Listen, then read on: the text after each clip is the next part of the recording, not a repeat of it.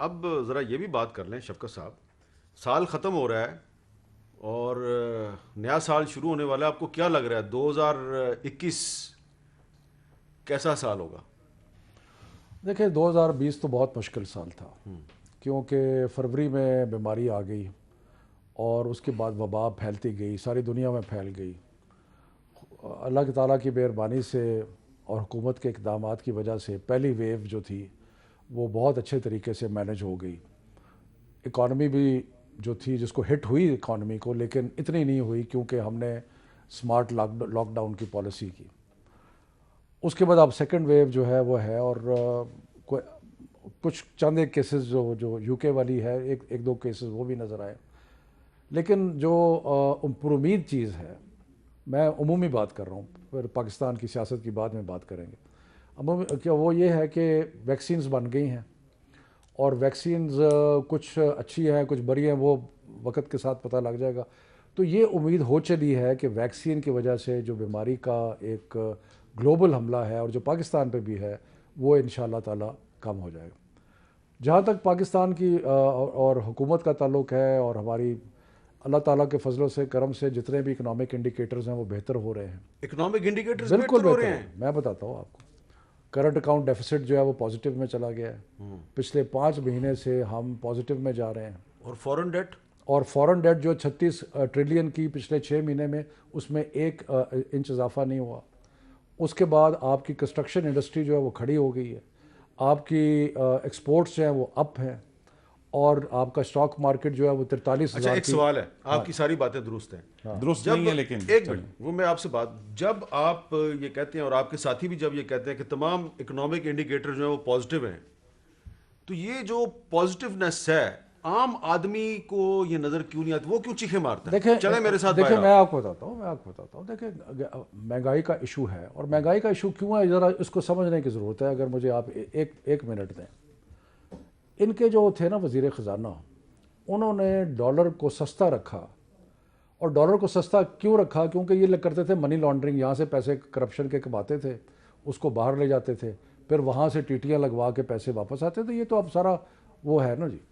तो जब इन्होंने मसनूई तौर पे डॉलर को सस्ता रखा, जब हमारी हुकूमत आई तो डॉलर की कीमत हमने, जो नेचुरल कीमत थी, उस पर लाना किया। डिवैल्यूएशन हुई। जब डिवैल्यूएशन हुई तो उसका इम्पैक्ट सारी चीज़ों पे हुआ, उसकी वजह से महंगाई बढ़ी। और इसी तरह क्या नए साल में, यानी कि जो जो जनवरी शुरू आने वाला है 2 दिन बाद, क्या इसमें आप बिजली और पेट्रोल महंगा नहीं करेंगे? देखें, इस वक्त चीनी की कीमत जो है पहले से बहुत नीचे आ गई है, आटे की कीमत नीचे आ गई है, बिजली की कीमत थोड़ी सी बढ़ी है, और वो भी जनवरी में बढ़ेगी कि नहीं बढ़ेगी? जनवरी में। मुझे इसके बारे में क्योंकि ये तो उमर यूब या जो इससे कंसर्न है। लेकिन देखें बात यह है 25% इजाफे कि का बारह अप्रूवल दे सौ चुके हैं प्राइम बारह मिनिस्टर। 1200 अरब का डेट, काबीना में कोई बात नहीं हुई इस पे। 1200 अरब के ऊपर ये डेट छोड़ के गए बिजली की। मकसद ये है कि जो हमें एक आज कितनी है बता दें। विरसे में जो 2200 पे पहुंच गई है, इसलिए कि 2400 सर, आप लोगों ने जो ये कुछ साल किया ही नहीं 2400 पे हाँ। क्लोज होगा।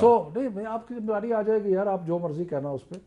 मकसद ये है कि इनका कर्जे, आप कर्जे की बात कर रहे थे, पिछले 2 सालों में हमने 5000 अरब रुपया वापस किया है इनकी, जो कर्जे लिए थे। जी, 5000 अरब, मेरा ख्याल है आप इस पे 5000 अरब मीर- वापस मीर किया। साहब, ये बताएं आप इतना कर्जा क्यों लिया आपने? पहली बात यह है, देखिए इमरान खान साहब को किसने पढ़ाया कि जी पाकिस्तान का टोटल कर्जा, टोटल डेट एंड लाइबिलिटीज, जिसमें तमाम प्राइवेट सेक्टर डेट 30,000 अरब, आपको तो याद है 30,000 अरब, 30,000 अरब। इस वक्त मीर साहब 45,000 अरब हो गया है। गलत है, 36 अरब, 36। जी नहीं, आप निकलवा के देख लें स्टेट बैंक। आपको- मेरा चैलेंज मैं है, आपको मेरा चैलेंज है चले कि इस वक्त पाकिस्तान का कर्जा जो 30 जून 2018 को 29,879 अरब रुपए था, इस वक्त 29,879 से बढ़कर 44,800, गालिबन 23 है फाइनल नंबर इसका। तो ये जितना कर्जा पिछली तमाम हुकूमतों ने 71 साल में लिया था, उसका 50% ये इन 28 माह में ले चुके हैं। ये स्टेट बैंक के मुसद्दका नंबर्स हैं, ठीक है जी। तो लिहाजा इसमें कोई शक नहीं है कि वो तमाम जो कर्जे की कहानी थी, बदतरीन फाइनेंशियल मैनेजमेंट। 2021 कैसा होगा? 2021 जी, एक और इमरान खान साहब का बड़ा लाजवाल, एक चाइना की कहावत सुना करते थे कि मछली सर से गलना सड़ना शुरू होती है। तो वो मछली जो सर से गली सड़ी थी 2018 में भी, 19 में भी, 20 में भी, वो 21 में भी गली सड़ी मैं रहेगी। पूछ रहा हूँ 2021 पाकिस्तान के लिए कैसा होगा? देखिए, मेरे भाई ने बात की, क्योंकि मैं वजीर तजारत था, तो बड़े कहते जी एक्सपोर्ट गिर गई। जिस दिन से इनकी हुकूमत आई है, एक्सपोर्ट पिछले 28 माह से गिर रही है। पहले साल मुस्लिम लीग नून के मुकाबले में 2% गिरी, इस साल 7% गिरी, और अभी इन्होंने बड़े, आपने ना सीने पे मारे थे, एक्सपोर्ट बढ़ गए। मुझे मुकम्मल करने दें।